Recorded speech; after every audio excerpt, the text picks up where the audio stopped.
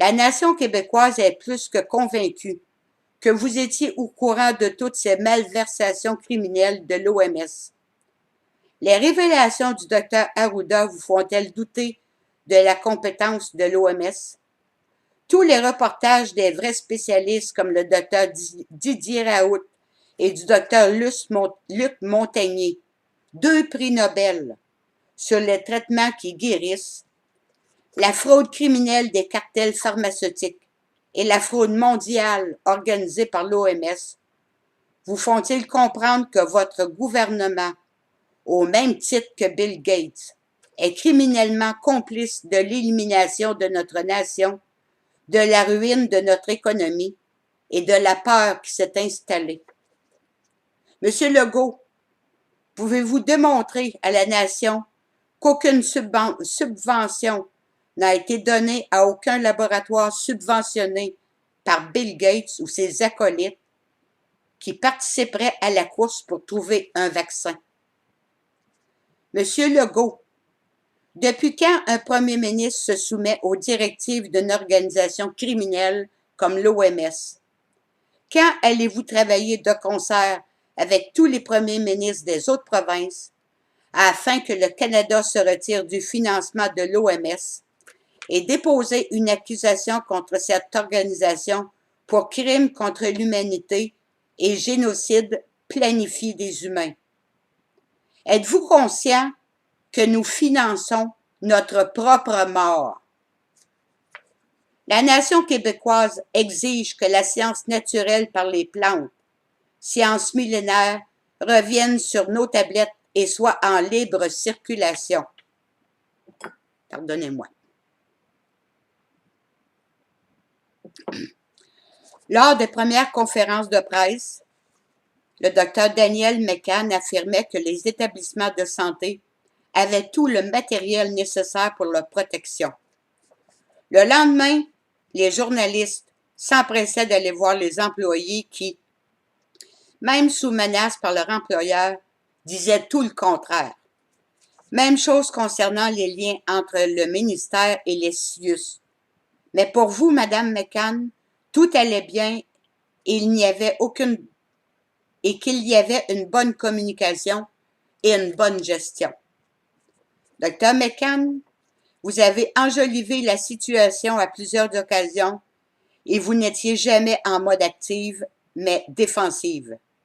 Les journalistes ont prouvé au peuple que vos affirmations étaient mensongères et que votre crédibilité a fondu comme neige au soleil. Lorsque le premier ministre a demandé l'aide des spécialistes, pratiquement tous en congé vu le report de chirurgie élective, au lieu de faire appel à leurs humanistes, s'il en reste, vous avez immédiatement parlé salaire. Tout le corps médical devrait réaliser que leur salaire est payé par les taxes et les impôts de chaque citoyen, ce qui implique qu'ils sont les employés de chaque citoyen.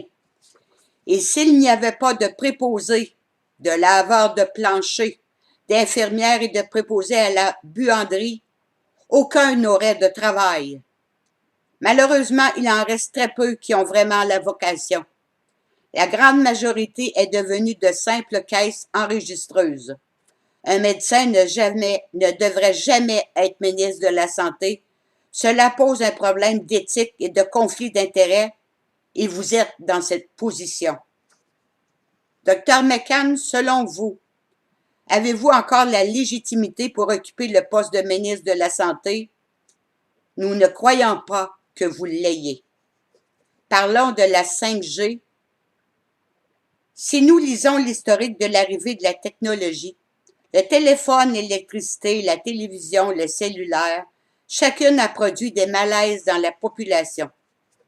Le corps humain. Depuis la nuit des temps, l'être humain vit naturellement avec les énergies qui viennent du sol, une électricité naturelle dont on peut se servir gratuitement. Nous sommes des êtres conducteurs d'électricité, de fréquence, de lumière et de magnétisme. Le corps humain est merveilleux, mais fort complexe. Toutes les créatures de cette planète se sont adaptées à l'environnement dans lequel elles vivent. mais cet environnement doit demeurer équilibré avec ses propres champs et résonances. La fréquence des ondes alpha émises par le cerveau et la résonance de Schumann sont la même, soit 7,8 Hz. Le corps humain est composé à 80% d'eau et tout comme un sonore, les fréquences de la 4G perturbent déjà sa fluidité. Donc, que fait la 5G? Elle perturbe l'action normale des microzymases. Ceci, ce sont toutes les cellules animales ou végétales et constituées de petites particules capables, sous certaines conditions, d'évoluer et de former certaines bactéries qui continuent à vivre même après la mort de la cellule dont elles proviendraient. Les fréquences sont comme le vent, on ne le voit pas. Nos yeux ne voient que le résultat de son passage, tout comme on ne voit pas les fréquences, mais si nos yeux pouvaient voir le résultat, ils verraient un smog permanent qui ondule et nous enveloppe quotidiennement. La 5G a les mêmes effets. Ses rayonnements et ses fréquences sont invisibles, mais les effets sont visibles. Les fréquences naturelles des mammifères et des oiseaux sont brouillées. Les oiseaux sont terrassés en plein vol et les mammifères marins et les poissons s'échouent sur les plages. Savez-vous qu'il n'y a plus d'oiseaux au Mexique et en Chine? Monsieur Legault, votre immobilisme nous laisse croire que vous voulez un Québec dépourvu de toute la beauté animale et d'une population moribonde. Ce sont nos corps qui refusent et non nous. Les ondes émises par la 5G brouillent, pour ne pas dire grillent, nos cerveaux et retirent de notre sang et de nos cellules l'oxygène dont notre corps a besoin pour vivre. Voilà ce qui s'est passé à Wuhan, le manque d'oxygène dans le sang. Voilà pourquoi Wuhan, ville pilote connectée entièrement à la 5G, soignait par apport d'oxygène. La 5G crée des symptômes de type grippaux, auxquels s'ajoute la perte de l'odorat et du goût, avant d'entraîner éventuellement la mort des sujets. Aucune épidémie de SRAS, de grippe porcine, de H1N1, de grippe aviaire et même la grippe espagnole n'a jamais présenté ces deux nouveaux symptômes. Selon quelques experts qui connaissent bien le fonctionnement du corps humain, la 5G est un danger réel et nos gouvernements se sont laissés berner par le lobbying de vipères qui ne sont là que pour le fric au détriment de nos vies.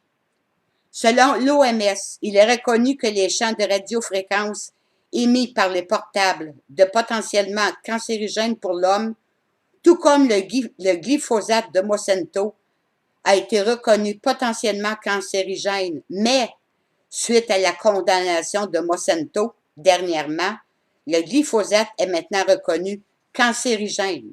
Monsieur Legault, si la 5G n'est pas dangereuse, alors pourquoi toutes les tours ont poussé comme des champignons dans toutes les villes du Québec depuis le confinement?